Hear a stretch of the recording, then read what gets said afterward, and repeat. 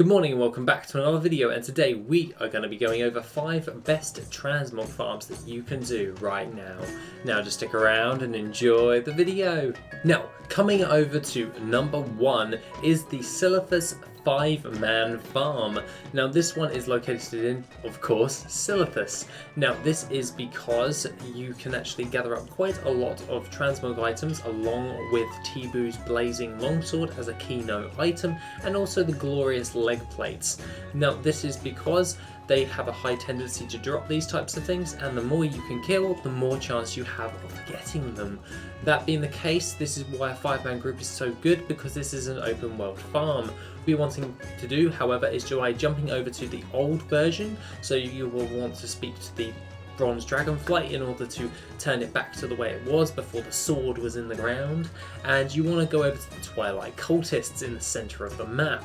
Basically what you want to do is position each of you in like basically a pentagon type esque area shape, and primarily it'd be better off if you were a druid with moonfire to target any of the twilight cultists. What you'll be wanting to do is just spam it and just kill all of those mobs. Once you've been able to do that and all of the mobs are dead, you will want to loot every now and then.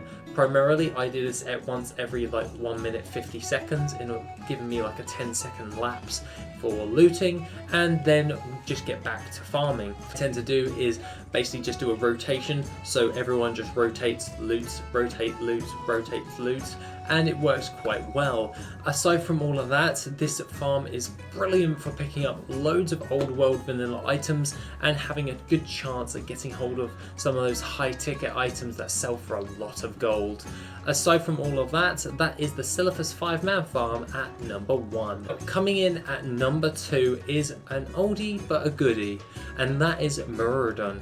And basically this one is primarily one of my favourite ones to do. This one is located within Desolus in the zone in Kalimdor, and what you'll be wanting to do is, by running the instance and doing a crescent moon shape, what you'll be wanting to do is follow it all the way through from the first entrance and all the way to the other entrance. So gather up all the mobs, burn them down, run out, and then back in, so you can go back and forth through those instance portals doing like a crescent moon shape. This is so you don't ever have to double back or anything like that. You'll just be running from one entrance to the other entrance and back. This means that you'll be able to gather up a load of mobs when doing this and be able to hit your lockout in a very good amount of time.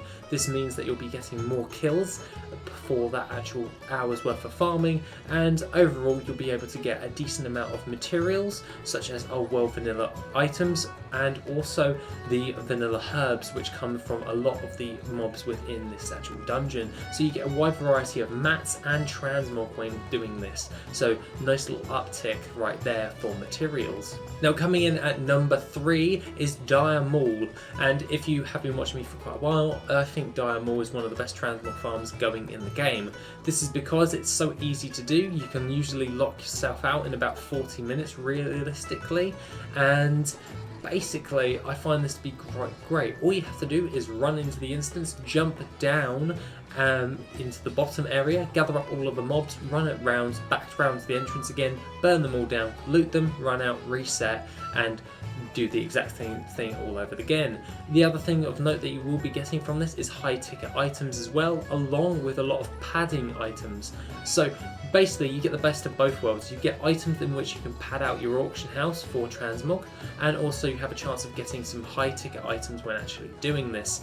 And also along with this, you also get a lot of old world vanilla herbs as well, because you'll be killing a lot of herb mobs as well as that. That makes it, for me, one of the best farms that you can actually do for bang for your buck for your hour invested in doing this particular type of farm. However, I do find this to be quite good, or basically 2 hours worth, give or take, due to the fact that you're only going to be spending about 40 minutes actually farming this dungeon.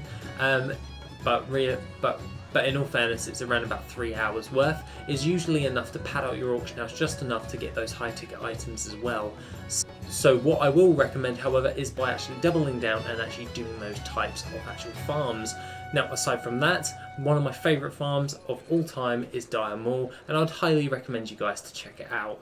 and what I actually did a video on about a week or so ago, and that was mana tombs. Now, mana tombs is a great farming location for farming up loads and a variety of different types of BC transmog items. This not only gives you a lot of transmog items, but it also gives you quite a fair amount of materials as well as that, and I find this to be a great farm in order to do for both worlds. Basically, you have a chance of getting loads of high ticket transmog items for BC, and not only that, you also get a wide variety of different types of materials, especially if you're a miner. If you bring your miner along with you, you can mine one of the bosses, that is the second boss within this actual dungeon, and he can actually give you a load of BC ores and or different types of materials from that.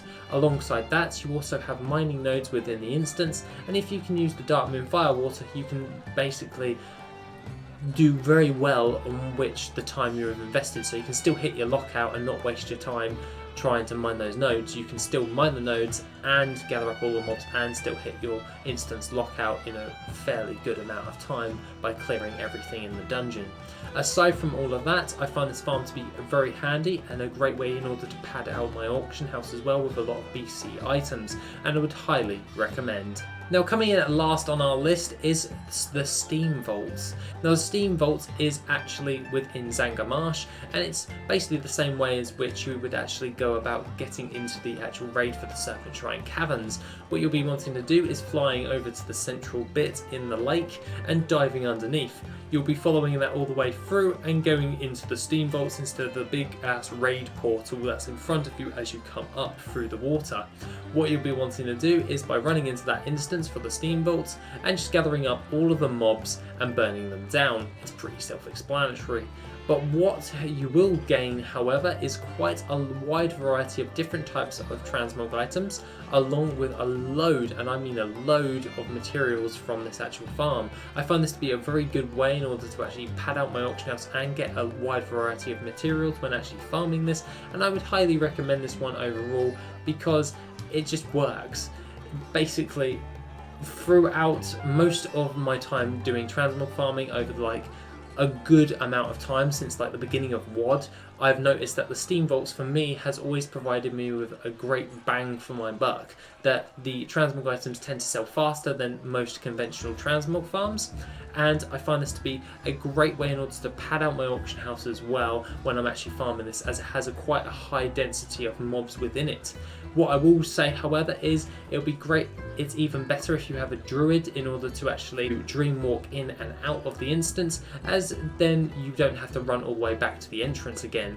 Other than that, that is pretty much a great way in order to make a decent amount of gold with transmog items through the Steam Vaults. Now, other than that, guys, that's pretty much all I have to say for the 5 best transmog farms at this moment in time. Have a lovely rest of the day, and I shall see you in the next video, which will be tomorrow.